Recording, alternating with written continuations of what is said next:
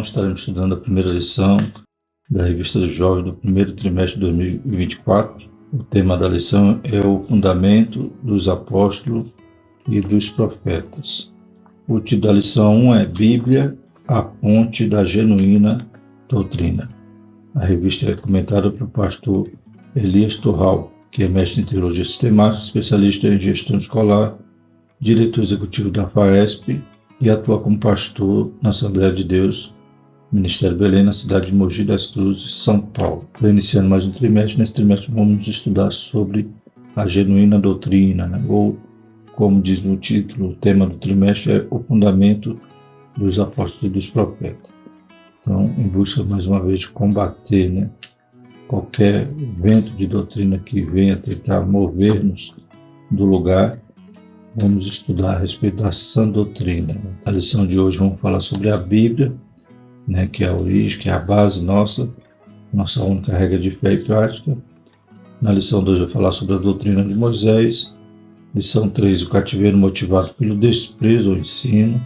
4, os jovens que se mantiveram firmes na doutrina. Lição 5, as falsas doutrinas. Lição 6, a doutrina e o amor pelo Senhor. Lição 7, a doutrina que dá vida e expulsa demônios. Lição 8, a sã doutrina. 9, a doutrina dos apóstolos. 10, o cuidado com o vento de doutrina. 11, a doutrina deve fazer parte do culto. 12, perseverando na doutrina de Cristo. E 13, a igreja não sobrevive sem doutrina. Louvado seja o nome do Senhor. Como hoje vamos falar sobre a Bíblia, é claro que ela que é a mais atacada. As pessoas começam a dizer que ela não é inspirada, que ela é ultrapassada, que deve ser ressignificada, reinterpretada. Mas se é a nossa base, se é o nosso fundamento, a gente não pode mover o fundamento. Qual é a construção que vai resistir se tirar a base, tirar o alicerce? E hoje a gente vai estudar sobre a importância que tem a Bíblia, sua origem, como ela foi escrita, como ela é inspirada. Então veremos as características que a tornam um livro singular, um livro que foi escrito por homem, mas foi divinamente inspirado. O Espírito Santo que cuidou para que toda palavra que contida na Bíblia Sagrada fosse a palavra que Deus queria nos transmitir, nos revelar. Glórias a Deus. Ela é a nossa fonte, nossa regra, nossa fonte de doutrina. Louvado seja o nome do Senhor. Qualquer outro ensino que não esteja amparado pelas Escrituras, pode se considerar uma heresia ou um vento de doutrina.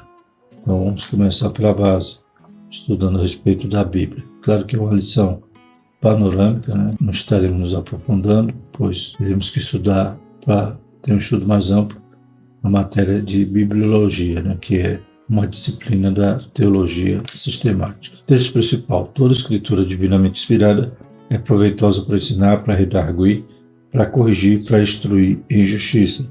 2 Timóteo 3,16. O resumo da lição: a Bíblia é a única fonte genuína de doutrina para o cristão. Os objetivos da nossa lição são apresentar a origem da Bíblia, explicar a inspiração da Escritura, destacar a Bíblia como fonte de doutrina. E o texto bíblico se encontra em 2 Timóteo 3, 14 a 17. Tu, porém, permanece naquilo que aprendeste e de que foste inteirado, sabendo de quem o tens aprendido, e que desde a tua meninice sabe as sagradas letras, que pode fazer-te sábio para a salvação pela fé que é em Cristo Jesus.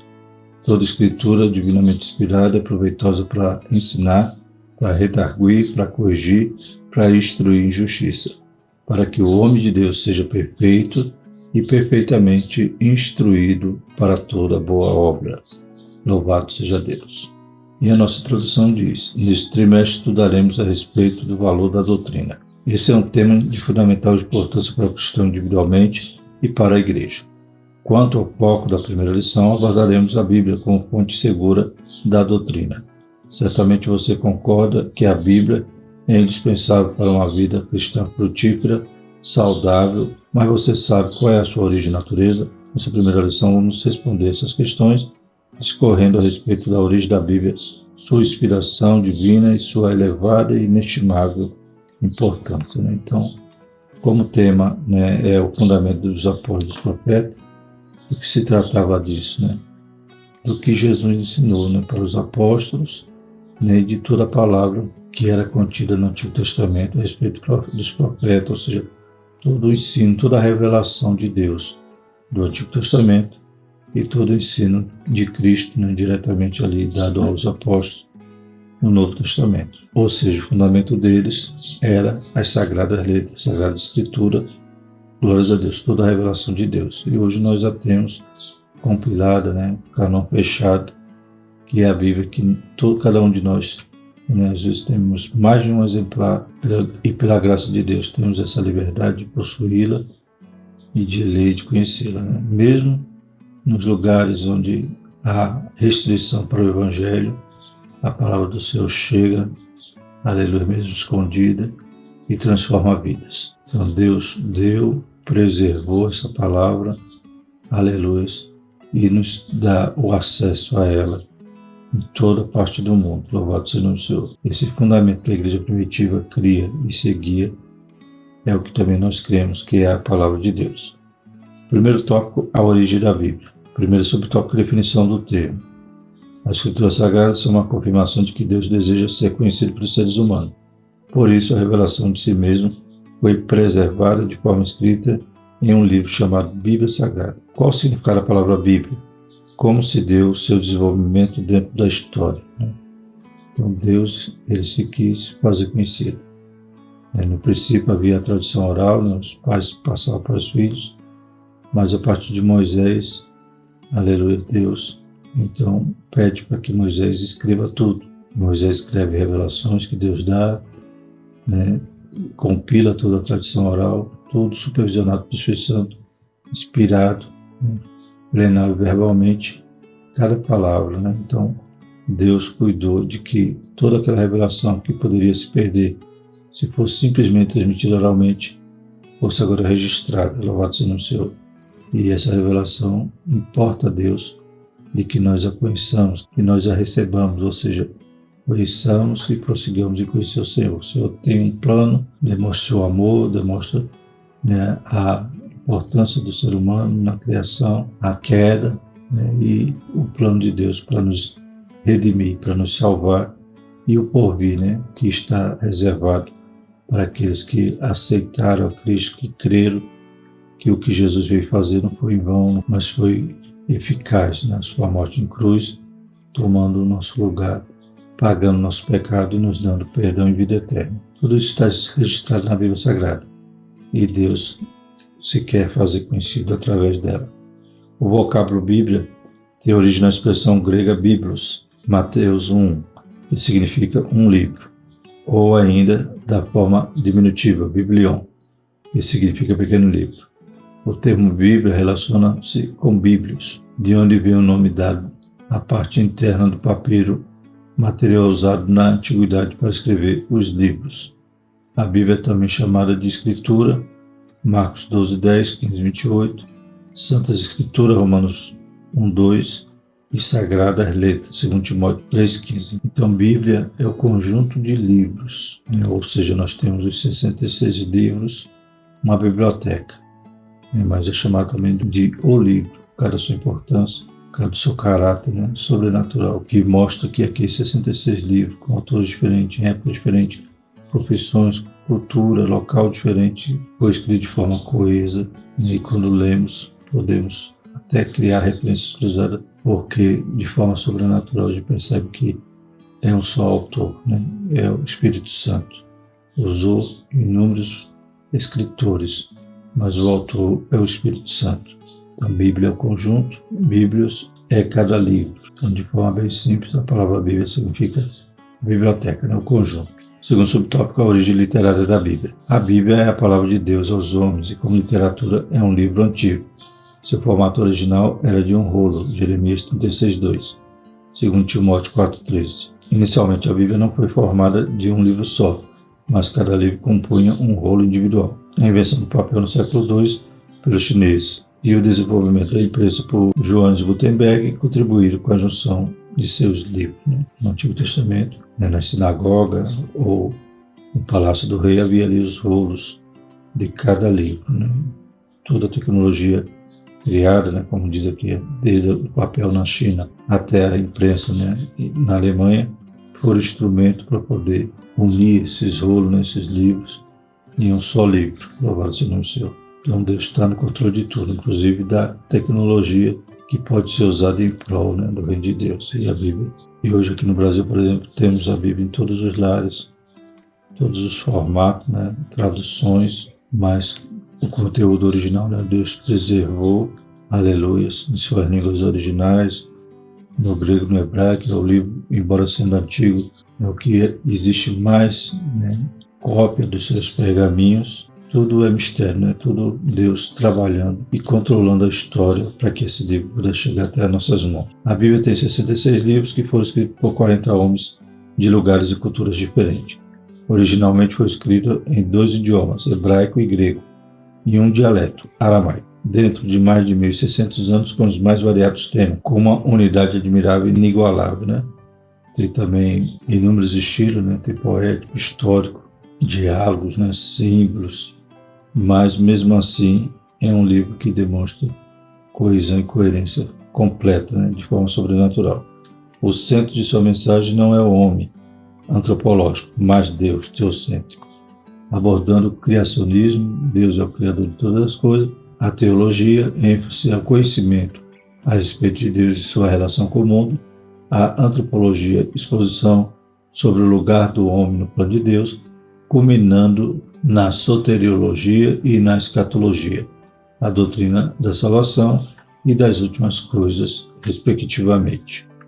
É um livro que contém inúmeros temas, glórias a Deus, mas o centro, né, o plano, a obra de Cristo, louvado seja o nome do Senhor. Todos os livros da Bíblia apontam para Cristo, né, ou de forma profética, ou de forma narrativa, ou mostrando os fundamentos que Cristo ensinou aos apóstolos, louvado seja o nome do Senhor, e apontando para o futuro, né, para o cumprimento das profecias de que Jesus volta, arrebata a sua igreja, o mundo passa pelo período de juízo, Israel é tratada também, aleluia, Jesus volta de forma gloriosa na segunda fase e instaura o seu reino milenial, cumprindo todas as escrituras, todas as promessas que ainda podem se cumprir para Israel, serão cumpridas naquele período. Então tudo é Cristo, desde o início, desde a promessa da redenção, quando o homem cai, até Apocalipse, o final, a consumação de todas as coisas.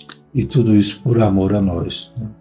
Pela graça derramada sobre a vida de cada um de nós, né? Não merecíamos, nosso salário era a morte, né? O salário do pecado é a morte, mas Deus fez tudo isso também para, aleluia, nos dar a vida eterna, para nos salvar, para nos redimir. Louvado seja o Senhor. E conhecer esse livro é fundamental para que a gente compreenda quão maravilhoso é o nosso Deus. Terceiro subtópico, a origem da Bíblia Sagrada. A Bíblia é um livro sagrado e a expressão dada a isso é cânon sagrado. A palavra cânon, de origem cristã, vem do grego canon e provavelmente do hebraico cané, que quer dizer junco, cana ou vara de medir, com referência a uma regra ou uma norma a seguir. O cânon bíblico é uma referência aos livros considerados como palavra de Deus, servindo como regra de fé e prática, né? Então, cânon é essa vara de medir, ou seja, é uma aferição, né? Um critério para poder compor como livro sagrado a palavra de Deus, né? Então, havia regras para que ele pudesse ser quadrado como inspirado, né?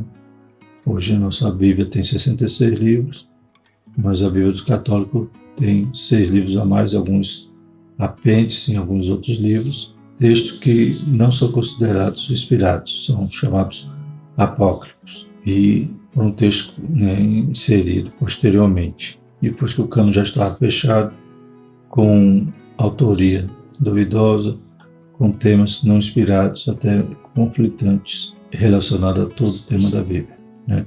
E, inclusive, o Antigo Testamento que nós temos na nossa Bíblia protestante é o mesmo Antigo Testamento dos judeus, né? Então, os judeus também não inseriram esses livros que a Igreja Católica inseriu, porque, conforme esse subtítulo, né, não faz parte do cânon sagrado, não são livros inspirados. Alguns livros históricos podem até ser utilizados para compreender ali o período interbíblico, mas não inspirados para compor a Bíblia, para ser inserido posteriormente e serem aceitos dessa forma. A canonização dos livros da Bíblia foi feita por concílios eclesiásticos, nos quais os livros eram considerados úteis para a fé e a adoração cristã. O Antigo Testamento foi aceito como sagrado pelos judeus, e nos dias de Jesus sua composição já existia. Quanto ao Novo Testamento, a autoridade de seus livros se confirmou pelos seguintes critérios: deveriam ter sido escritos por um dos apóstolos ou por alguém bem próximo a eles. O conteúdo deveria ser coerente com os ensinos da Igreja e os demais livros sagrados, e deveriam ser conhecidos e reconhecidos na Igreja. Os concílios não concederam autoridade divina à Escritura, apenas a reconheceu. Então, no final do primeiro século da Igreja, os livros que compõem o Novo Testamento já circulavam pelas igrejas, E esses critérios, ou seja, esse cânon, essa canonicidade, mostrava que aqueles livros eram escritos por apóstolo ou por alguém próximo, e sua doutrina não fugia de todo o conteúdo da palavra e já eram reconhecidos. Já havia as cartas de Paulo, por exemplo, eram copiadas e distribuídas entre as igrejas. Louvado seja o nome do Senhor. Então, o que não está no Novo Testamento, que hoje muitos querem incluir ou dizer que tem um livro secreto, por exemplo, o Apocalipse de Pedro, mas quando vai examinar, são livros escritos muitos anos depois que Pedro morreu, por autores desconhecidos e com uma mensagem completamente divergente da Sagrada Escritura. Então, no final do primeiro século, já tinha ali todos os livros que compunham o Novo Testamento. Depois os concílios só fizeram ratificar, reconhecer a sua canonicidade. E o que não está lá, o que aparece de vez em quando aí, Evangelho de Judas, são livros que foram escritos não pelos apóstolos, se coloca ali o título apenas para ver se cola, ou seja, de Judas, de Pedro, mas não foram escritos por eles e foram escritos em época diferente, período que já haviam morrido. Então alguém escreveu e, para impor autoridade, para dizer que era autêntico, colocava um título ligando a algum apóstolo, algum discípulo. Mas o que temos hoje é o que realmente foi reconhecido como canônico. E o segundo tópico, inspiração da Escritura. Primeiro subtópico, uma breve definição. Termos como inspiração, iluminação, aplicação, convicção e testemunho compõem a discussão acerca da fonte da Escritura. A expressão inspiração é que coordena o funcionamento das demais, pois atesta a origem da Bíblia, reafirmando assim sua autoridade final.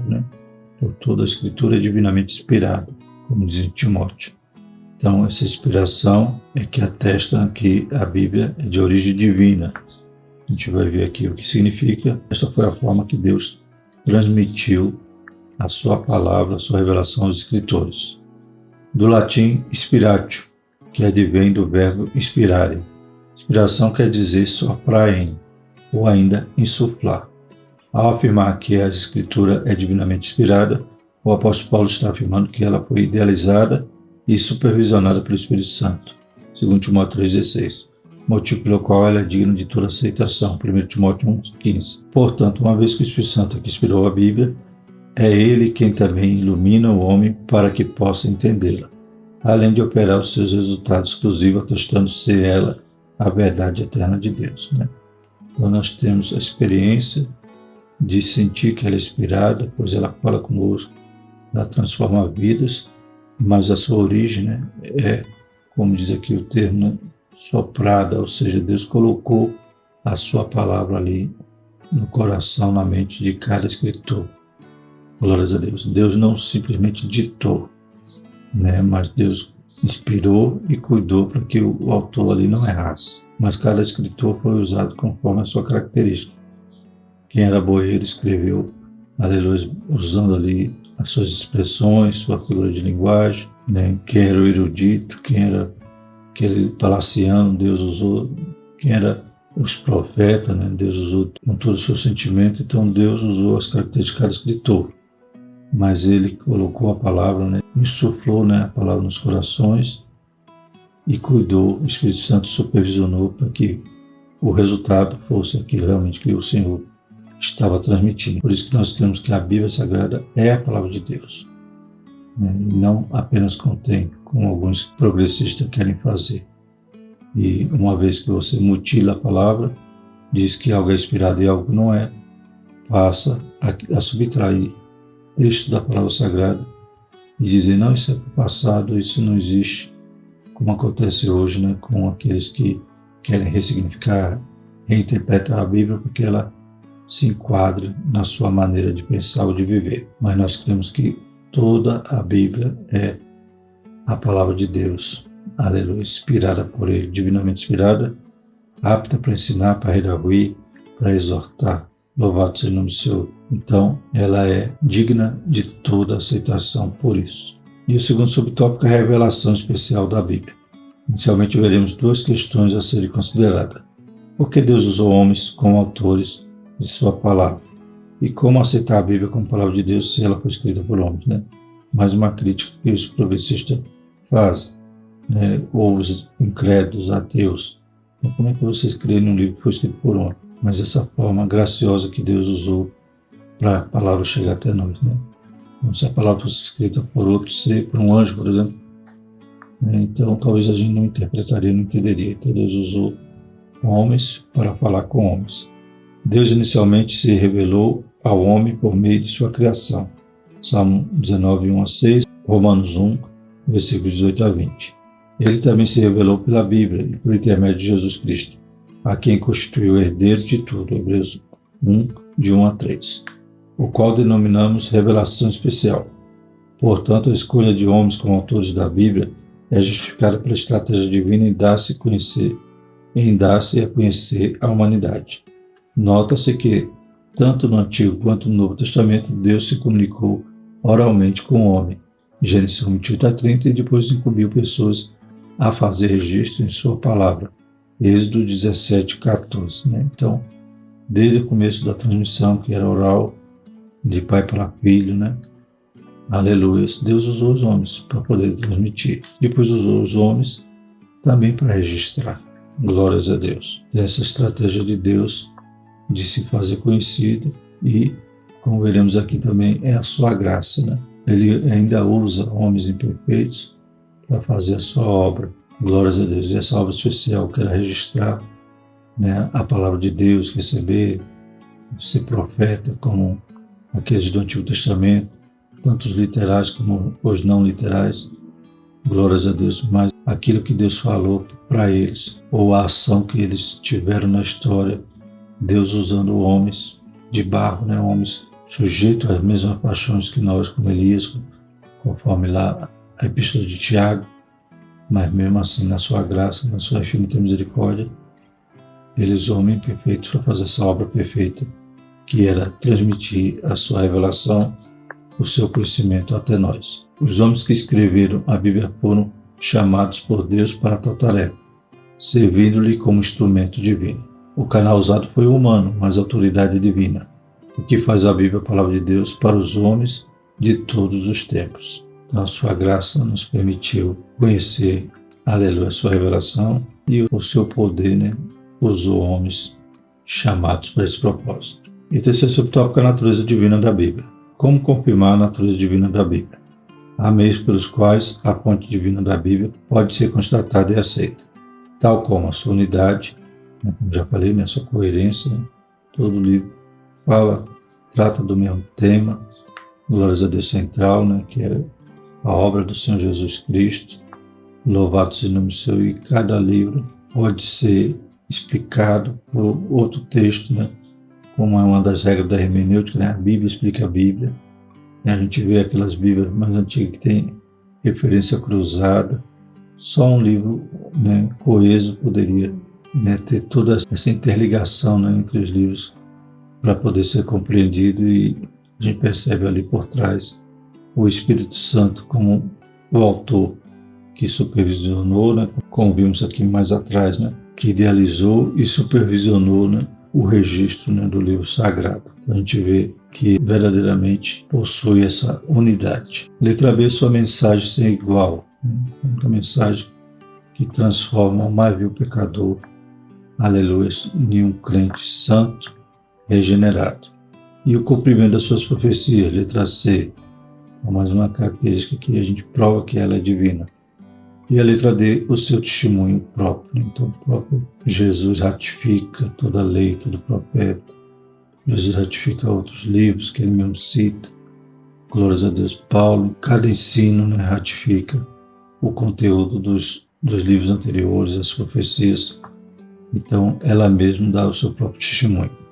Mesmo tendo sido escrita por diferentes pessoas, nas mais variadas condições e em diferentes épocas, a unidade doutrinária e estrutural da Bíblia indica a inquestionável e necessária presença de um idealizador soberano que conduziu a sua composição e estruturação. A mensagem da Escritura também faz dela um livro divino, pois reafirma a perfeição de Deus, o estado da queda do homem e seus efeitos, o amor de Deus revelado em Cristo, bem como o chamado ao homem para a redenção e para a esperança da vida eterna. A Bíblia contém profecias das quais muitas já se cumpriram, outras estão em franco cumprimento, e outras que ainda se cumprirão, e somente Deus é capaz de anunciar antecipadamente e com precisão a sua vontade. A própria Bíblia dá testemunho da sua natureza divina, segundo Samuel 23:1-2, 2 Timóteo 3:16, 2 Pedro 1:20 e 21. Glórias a Deus, Então, ela mesma se autodefine como inspirada por Deus. Toda a Escritura é divinamente inspirada, louvado seja Deus. E passa os céus e a terra, a palavra não passa. As profecias continuam sendo cumpridas. Muitas já foram, de forma literal, de forma maravilhosa, Uma, por exemplo, quando disse, pode uma nação nascer em um dia só.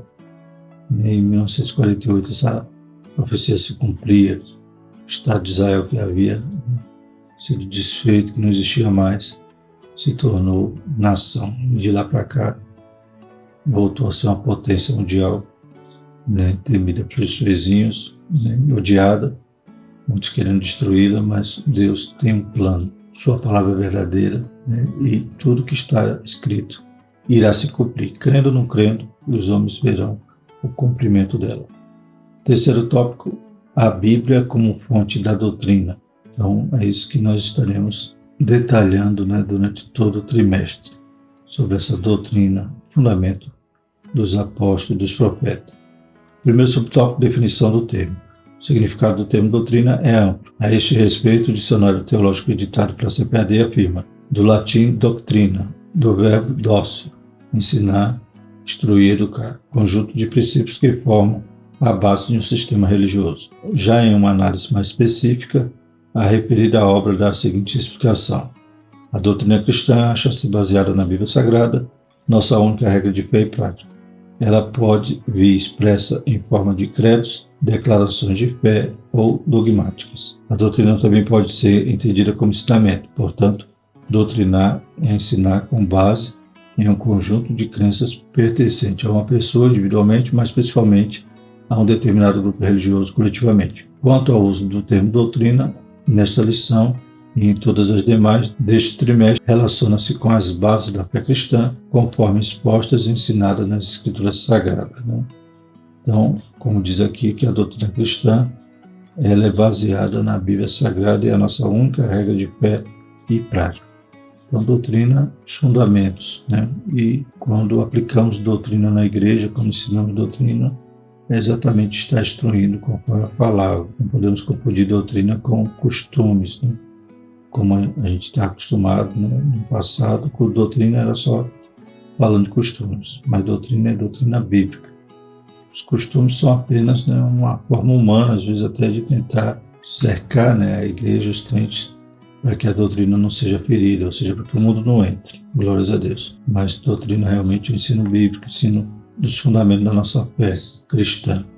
Glórias a Deus. O segundo subtópico é a importância da doutrina bíblica. A sua estima se confirma de muitas formas, principalmente se considerada a sua missão de apontar o caminho a ser seguido pela igreja.